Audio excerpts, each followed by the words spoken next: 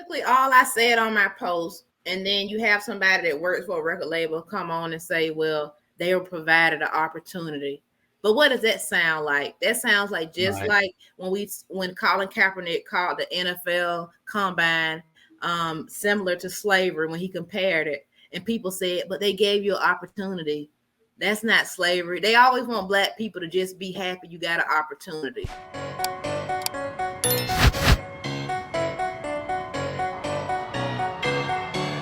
Of the freedom of speech, the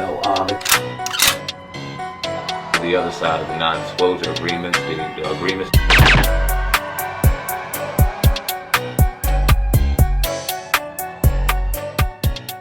For being a sellout, because some people are sellouts. Appreciate that, definitely. I want to transfer and go to hip hop, and you kind of touched on it brief a little earlier. You talked about the rappers getting killed. Talk about young Dolph. We was actually having a conversation. We was like, I wonder who can be the next rapper to die. This was probably like a week or two ago. Literally a week or two. And that's crazy. Yeah, we was like, and it didn't happen. So how do you feel about this trend now, growing trend of all these rappers, whether it be, the lower class rapper all the way up to the higher class rapper is now being murdered, killed, and a lot of times in their own hometown? You know what's crazy is that I just posted a post on my Instagram at Kera Dangerous, and it was about Empire Records CEO. I mean, it's not a meme I made, but it says that it's a known fact labels take out insurance policy on their artists and that he needs to be investigated because apparently Young Dolph, MO3, and I don't know why I can't think of the guy from Chicago. What's the King Von. King Von. They were all on Empire Records. So I posted, when is Empire Records going to be questioned? Artists need to be out the streets before being able to sign a record label. I know that's not going to happen, but look, I don't know all the answers. I just know that something needs to happen, okay? Because if your artists are constantly getting killed, that's a problem. And he also here with a picture with the little guy who was always rapping sad with the blonde and the black hair. It's how you say his name, Extension or X? Yeah. We see people at Triple X. We don't know how to say that. Yeah, but anyway, Teziton, that's his name. He jumped on my post. Cortez Bryant, the manager of Lil Wayne. I had him on my show as well because I know him. Met him at ESPN and we always stayed in touch. He replied back, they don't need to be questioned at all. Empire gave these artists an outlet to get away from the streets with favorable deals where they retain ownership of their music, which in turn could help them create generational wealth for their families. Just a stroke of bad luck for them. And I feel sorry for my man Ghazi because he's one of the genuine ones in the business. Now that is from Cortez Bryant. You guys heard of him, right? The music mogul Cortez Bryant. Absolutely. Okay. I don't. That's the kind of response I would expect. Even though me and him are cool, but he's a part of that business. But we know the hip hop business. They let our guys promote violence, sex, drug use, and I used to feel like it was okay because it was entertainment, and I felt like, well, why can't black people watch something without wanting to do it? But then it goes back to we're seeing these things over and over and over, and already being a people who have been through so much trauma through slavery and taught to hate ourselves and the whole breakdown of the black family.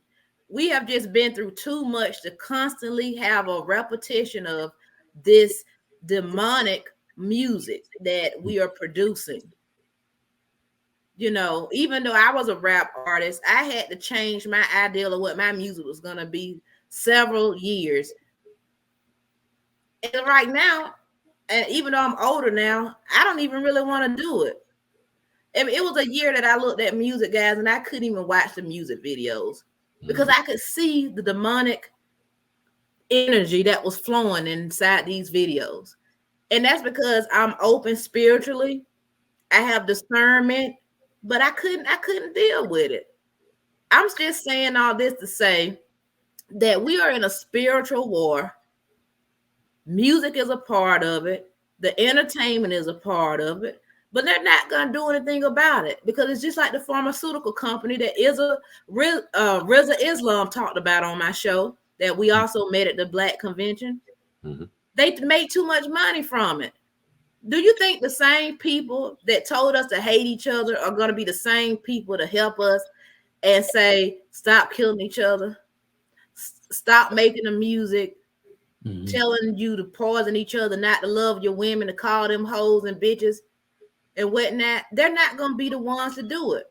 They will barely even sign an artist who talks good, who makes good music, who talks about positive things.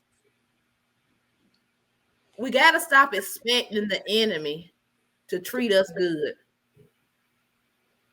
Black people have come into a place where they think everybody is their friend. We forgive everybody, and forgiveness is good. But God never said forgive and forget. He just simply said to forgive.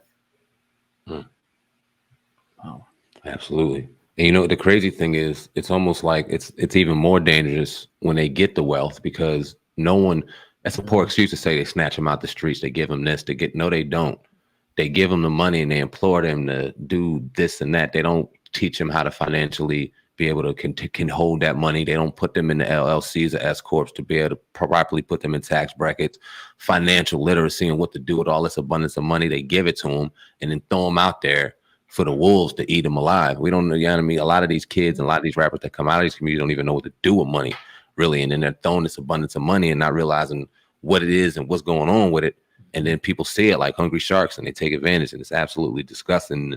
And to think that they don't assume responsibility it's almost like they don't care. At the end of the day, that kind of is confirmation that they don't care at all, because if they cared about the well-being, they would put something in place to make sure that their insurance policy or their investment wouldn't be dying in the streets, but they like it, man. Appreciate your perspective on that. And that's basically all I said on my post. And then you have somebody that works for a record label come on and say, well, they were provided an opportunity.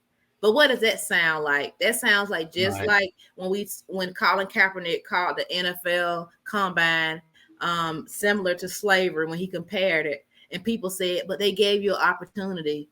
That's not slavery. They always want Black people to just be happy you got an opportunity.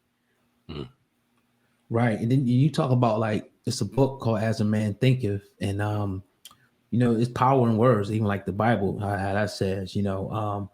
So when these rappers are putting this energy out there, it's going to come back on them at some point. If you're talking about drugs, destruction, death, eventually that comes back. If you're thinking about positive things, you know, you begin to manifest that. People don't look at that aspect as well. For somebody to actually say something like that, like he said, they show they really don't kind of care about it. They're really about just the profit. They don't care about the pain that's going to come as a result of the words and the spells and the energy that these rappers are putting out there, because it's true, it's real. Absolutely.